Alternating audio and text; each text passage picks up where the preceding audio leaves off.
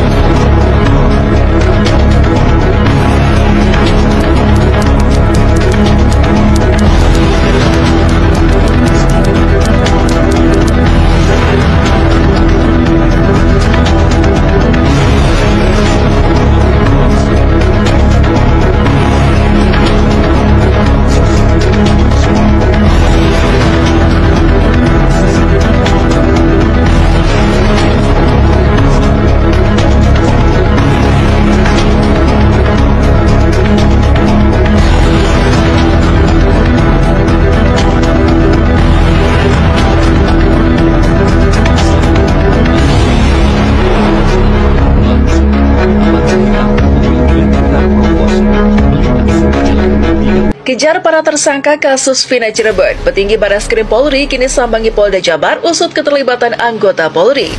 Ibtu Rudiana merupakan salah satu aktor di balik kasus yang menewaskan anaknya sendiri dan saudari Vina. Barreskrim Polri akhirnya turun tangan dan turut andil mengerahkan tim asistensi terkait kasus pembunuhan Vina yang terjadi di Cirebon, Jawa Barat pada 2016 silam. Direktur Tindak Pidana Umum Bareskrim Polri, Brigjen Johandani Raharjo Puro, awalnya hanya kerahkan tim untuk membantu Polda Jabar dalam pencarian para tersangka pembunuhan yang masih buron. Seiring kasus Vina ini semakin melebar luas dan tak menemukan titik terang, fakta baru justru ditemukannya dari anggota Polri justru terseret dalam permainan kasus tersebut. Bahkan salah satu dari mereka yang terlibat termasuk dari keluarga sang korban, Ibtu Rudiana, ayah dari almarhum Muhammad Rizky Rudiana alias Eki. Lantas, apa tindakan Bareskrim Polri dalam menangani kasus kematian Vina ini yang nyatanya disebabkan oleh sepak terjang dari anggota Polri sendiri? Nah, saya akan ralat satu persatu tentang kasus Vina ini. Ya, semoga ini didengar oleh Presiden kita dan Kapolri kita.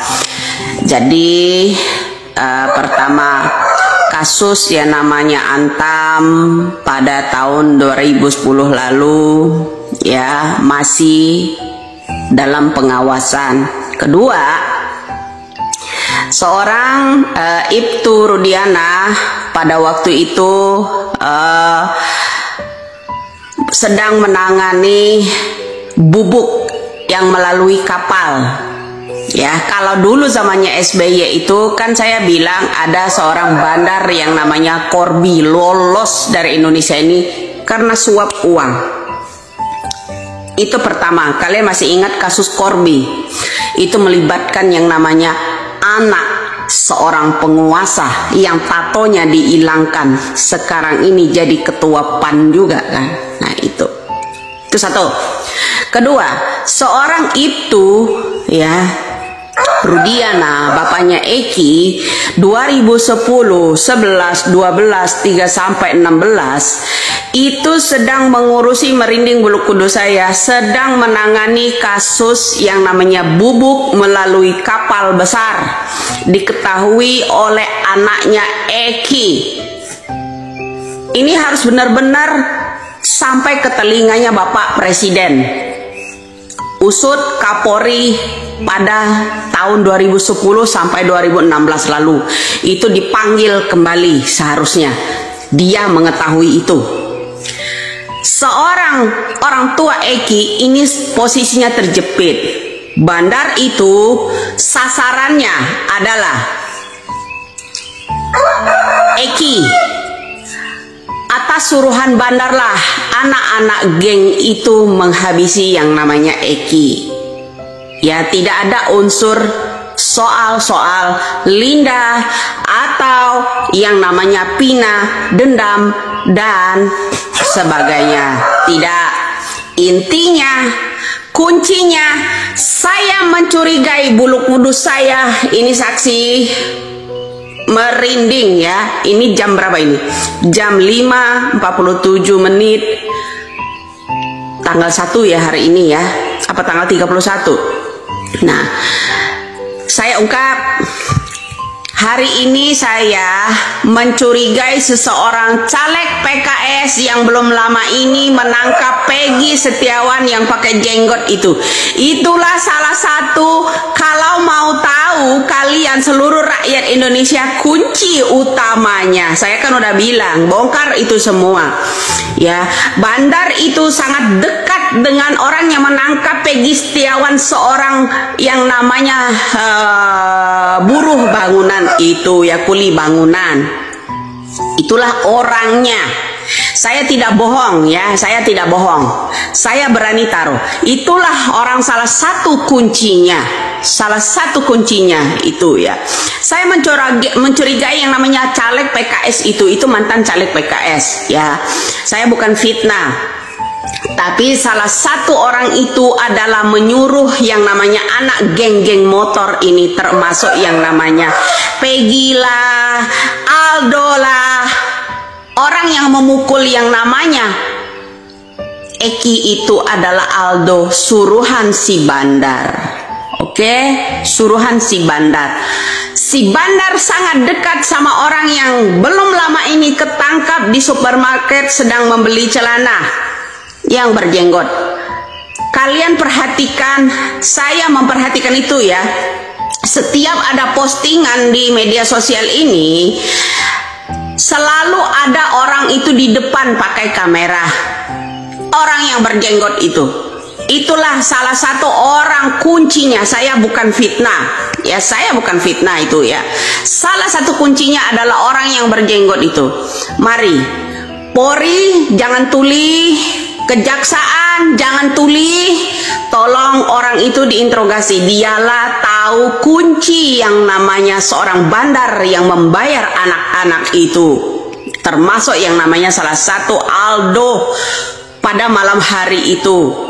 Ya, itu kejadiannya bukan di jembatan itu ya, tapi di tempat lain. Diseretnya baru ke sana. Ya, itu sebenarnya dilakukan di tempat lain. Itulah pelakunya adalah Aldo. Ya, pelaku utamanya bernama Aldo. Kita nama samaran Aldo ini kita nggak tahu. Ya, nama samarannya Aldo itu ya. Jadi polisi singkat kata saja, semoga ini omongan saya ini sampai ke telinganya Bapak Presiden. Hukum ini tolong jangan dikorbankan kuli bangunan, jangan dikorbankan orang yang di penjara-penjara itu. Betul, mereka itu dibayar. Salah satunya yang bertahi lalat itu. Salah satu yang bertahi lalat itu saya tahu. Dia betul mengenal betul ya uang itu karena dia menerimanya. Ya, saya udah bilang ini semuanya karena uang. Uang itu menerimanya dari orang yang berjenggot itu, ya, yang berlagak menjadi penangkap Peggy Setiawan, seorang kuli bangunan kemarin. Itulah tolong buat Kapolri, ya, kepolisian, tolong itulah orang salah satunya harus mengusut ini. Jangan dibungkam pakai uang.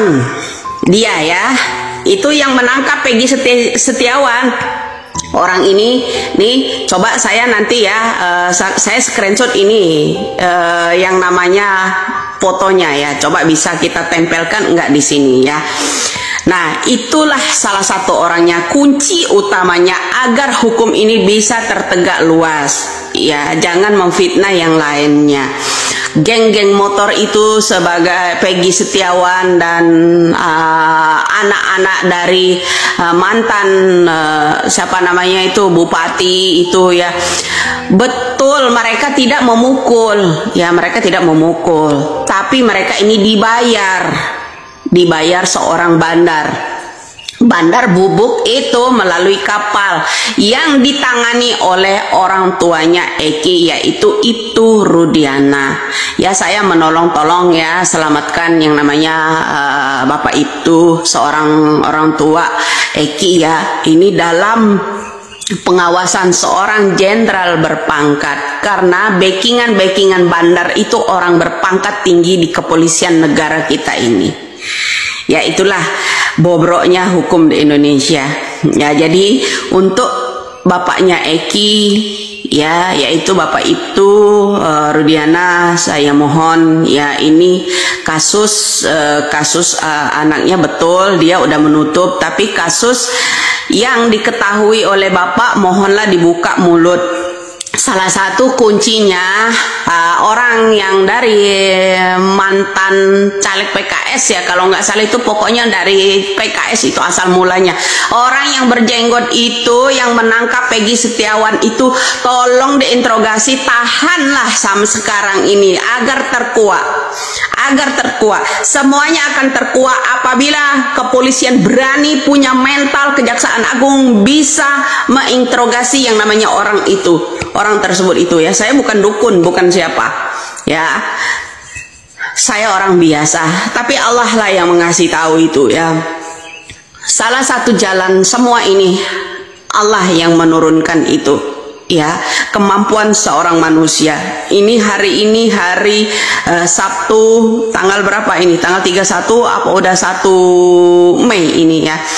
Jam pokoknya tadi jam 5 setelah sholat subuh ya, jam 5 lewat 54 ini ya, saat ini saya terakhir bicara. Nah itu ya, jadi saya harap Indonesia ya, tolong uploadlah kembali foto seorang yang menangkap kuli bangunan yang berjenggot itu. Itulah salah satu ini, tapi dia akan takut ya, akan takut bilang kalau saya fitnah ini nanti. Ya tidak, itulah salah satu kuncinya. Ya, demi Allah, itu salah satu kuncinya. Semoga doa saya seorang itu bapaknya orang Eki, ya, ini dilindungi Allah Subhanahu wa Ta'ala. Mudah-mudahan ini terbongkar semua, ya, disuap karena uang semua. Mudah-mudahan ini terbongkar melalui orang yang menangkap Peggy Setiawan, seorang kuli bangunan itu. Oke, salam waras, salam NKRI. Ya, doa kita bersama, mudah-mudahan terbongkar bandar itu, ya. Kasus Vina dan Eki bahkan Peggy berawal dari sini. Di tanggal 6 April 2016 ada tragedi kapal penyelundupan narkotika di pelabuhan Cirebon yang saat itu pas banget ayah anda Eki sedang bertugas di bagian narkotika sebagai kanit. Kita tahu sendiri di mana ada narkotika dan kapal besar sebagai alat transportasi pengiriman, udah pasti itu mainan mafia, dan mafia sekelas besar ini udah pasti backingannya penguasa. Sebenarnya hal-hal seperti ini sering terjadi, cuman baru kali ini ditangani. Dan di tanggal 27 Agustus 2016 muncullah tragedi Vina dan Eki. Apa ini sebuah kebetulan atau sebuah pembelajaran untuk orang-orang yang sudah menggagalkan bisnis-bisnis para mafia tersebut untuk mengedarkan narkotika? Jadi lu tahu kan kenapa aparat-aparat di Cirebon lambat sekali menangani kasus Peggy? Karena dia tidak mau kejadian yang dialami oleh bapaknya Eki terjadi pada mereka sendiri. Sampai sini udah paham? Dan yang menjadi janggalnya ketika penangkapan 8 tersangka itu dilakukan oleh Satres Narkoba. Bahkan pengacara dari 5 terpidana tersangka pun heran, kok bisa Satres Narkoba tangkap tangan pelaku pembunuhan? Udah nggak masuk akal kan dari sini juga. Dan dari 8 tersangka itu kebanyakan ditangkap tanpa alat bukti, hanya berdasarkan pengakuan sendiri. Itu tersangka yang sudah bebas yaitu Saka. Kalau dia mengaku sebagai tersangka karena diintervensi, sebenarnya nyambung juga sih. Seharusnya kalau gue jadi Saka, ngapain pusing-pusing untuk bersuara? Toh gue udah bebas ini, bener nggak? Tapi dia mencoba menyuarakan hal-hal yang benar. Dan dari persidangan kasus yang pertama 8 tersangka, ada saksi dari Saka yang penjelasannya tidak didengarkan sama sekali, bahkan disumpah pun tidak. Itu keterangannya ketika diwawancari Kang Deddy. Pengadilan yang dijalankan lebih percaya pada AF yang di situ tidak hadir dalam persidangan tapi disumpah sebagai saksi. Gimana nih tanggapan para netizen Indonesia? Apakah bisa 8 tersangka ini dikatakan hanya kambing hitam dari seseorang untuk meluapkan emosi? Ya, dalam sebuah kasus harus dicari kambing hitam jika orang-orang yang kita percaya untuk menegakkan hukum tidak bisa mentersangkakan tersangka asli. Dan pernyataan Aep ini sangat berbeda karena Aep bilang Peggy ini salah satu teman dari terpidana yang sudah dipenjara. Tapi Indah dan tersangka-tersangka yang sudah menjadi narapidana, bahkan Saka, tidak mengenali siapa itu Peggy. Jadi pertanyaannya, apakah Peggy menjadi kambing hitam selanjutnya atau Peggy memang benar-benar tersangka? Jadi itu ya teman-teman, penyelundupan yang terekam CCTV yang melibatkan oknum kepolisian ya, yang mana penyelundupan ini ada kaitannya dengan kematian Vina Cirebon ya. Jadi kalau menurut keterangan para netizen, terutama Bunda Widya yang menuturkan di situ pada tahun 2016 lalu ada penyelundupan narkoba 1 kapal dan di situ ditangani oleh Ibtu Rudiana ya. Jadi Ibtu Rudiana kemungkinan besar ada keterlibatannya dalam penyelundupan ini ya teman-teman, dan penyelundupan ini diketahui oleh anaknya yang bernama Eki. Maka si bandar itu mungkin tidak terima karena penyelundupan ini ketahuan, takut menyebar. Si bandar ini punya teman dekat yang oknum yang berjenggot kalau menurut si Bunda Widya itu, dan si oknum itu disuruh untuk datang ke geng motor untuk menghabisi. Jadi geng motor itu mungkin dibujuk dikasih uang untuk menghabisi si Eki, pacarnya Vina ini ya teman-teman. Dan Bunda Widya banyak menceritakan kejadian-kejadian pada saat itu mulai dari tahun 2010, 11, 12 sampai tahun 2016.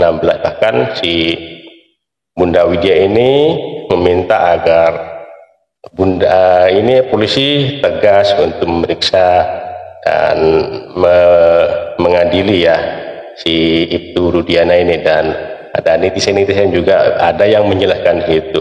Oke, terima kasih buat semuanya. Mohon maaf apabila ada kata-kata yang salah yang kurang berkenan, mohon dimaafkan. Dan buat teman-teman yang baru menemukan channel ini, mohon dukungannya dengan cara subscribe, like, comment, and share, dan nyalakan loncengnya agar tidak ketinggalan video-video menarik lainnya. Sampai jumpa di video selanjutnya. Wassalamualaikum warahmatullahi wabarakatuh.